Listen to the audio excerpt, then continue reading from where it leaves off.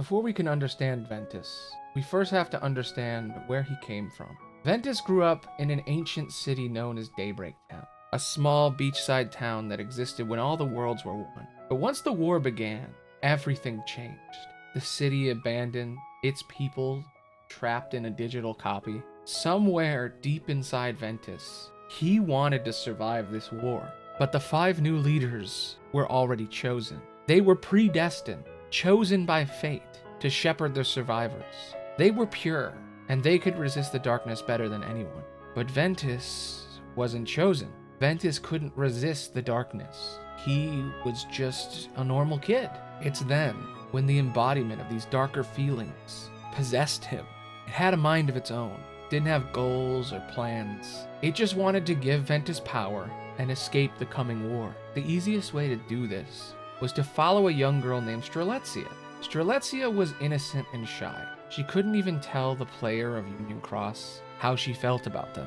Darkness knew Strelitzia didn't deserve to be in charge. This idiotic stalker didn't deserve to survive. And if they were going to make it, someone had to be their lifeboat. So Ventus and his dark puppet master followed her into a dimly lit room. They walked up to her, and darkness did what it did best. It killed her, destroying her body and releasing her heart. She was gone, and Ventus, racked with guilt, forgot. Darkness made him forget, made him think he was chosen instead, whispering in his ear, pretending to be Master Ava inviting him in. He joined the group and had no idea he was a murderer. He was a humble and kind guy, a regular kid. He even told everyone that he was surprised he was chosen. He wasn't special, he wasn't smart, he didn't make it high in the rankings. He didn't feel like he deserved to be there. But nevertheless, he was there. So when Brain started looking into things, the truth came out. Ventus wasn't chosen. He was an imposter. Overwhelmed by the fact that he was, in fact, sus, he remembered. He remembered everything. Darkness revealed itself. And in that moment, Ventus realized that if they were pure darkness, he could beat them with pure light. After the blast of light, he fell unconscious. He was placed in the pod. The next thing he remembered, he woke up in the Badlands. While studying Union Cross, I have made an insane discovery. When you take the entire life that Ventus has lived, and you look at it from 1,000 feet view, you notice a pattern, an insane, paradoxical pattern. After that moment, Ventus's life is a series of cycles, repeating patterns of similar events that might just be design. It always happens the same way. First, he grows up in a small town by the water. He lives a normal life, and then it happens. Darkness arrives. Something is off about the world, and he soon finds himself utterly destroyed. He wakes with his memory altered, he struggles to learn the truth, and in the end, he confronts darkness again. These may seem like random events, but they keep repeating. After he arrived at the Badlands, Xehanort took him under his wing, and after a year together, he extracted this surviving piece of darkness from him. Ventus was split in two, and Vanitas was born.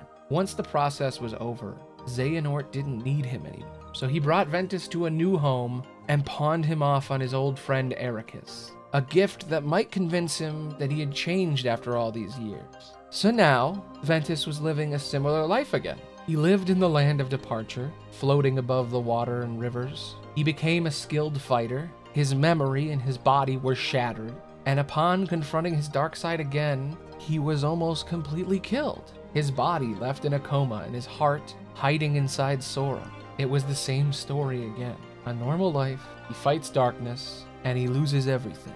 As time marched on, eventually, the part of him that was inside Sora created something new.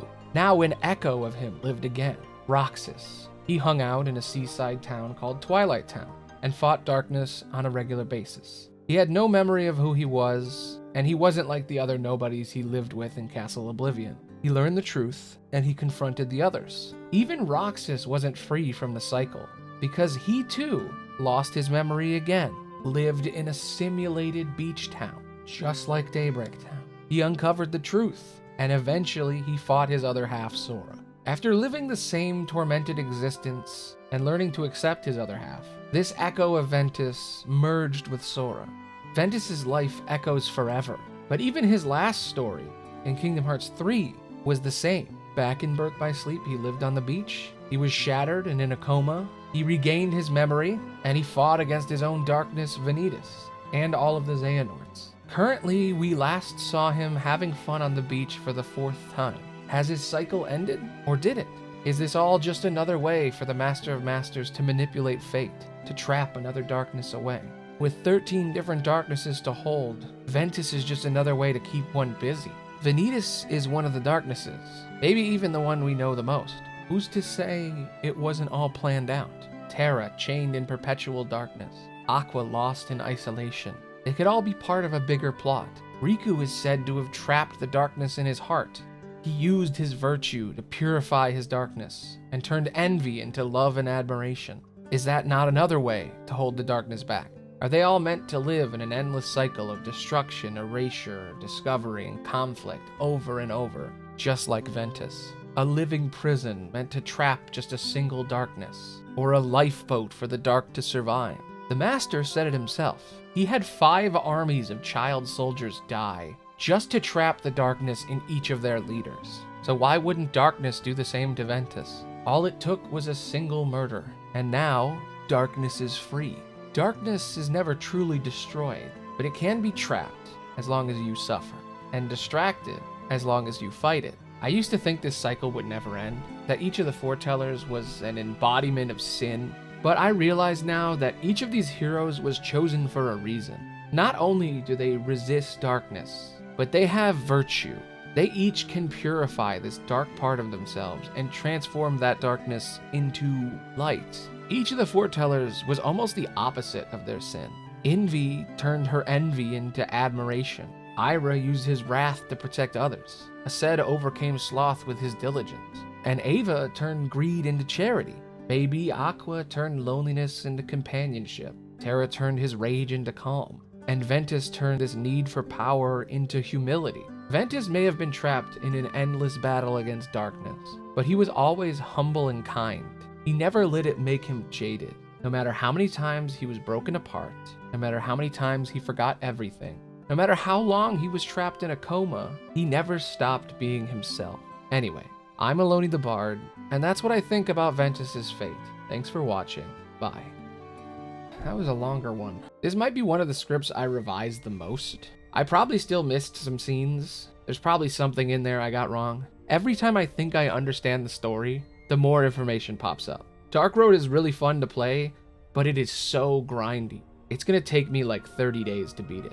But I think I might watch all the cutscenes before the next video, so I don't miss anything else. There's so much vital information in just these 2 mobile games. The Foretellers, the Ancient Darknesses, Ventus, Ventus, Luxu, Xehanort. There's so much more to their stories because of these games. So bear with me as I try to figure this all out, because it's a lot.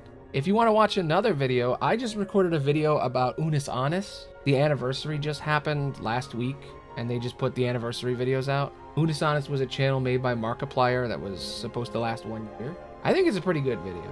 I did just record it, so maybe it actually sucks. I don't know. But I'm streaming less now. I'm streaming Wednesday to Friday. I needed some more time to work on some new stuff that I'm working on. I'll keep you guys posted on all that stuff when it actually gets finished. But I am really enjoying Dark Road. It's like actually fun. I didn't expect it to actually be fun to just play. So I'm probably gonna watch it all and then keep playing it. Anyway, I'll see you guys next week. You should watch this video. It's about Unus Annus. It's also about why I created my YouTube channel. The like original inspiration. Pretty good. Watch it if you can. Just ask it.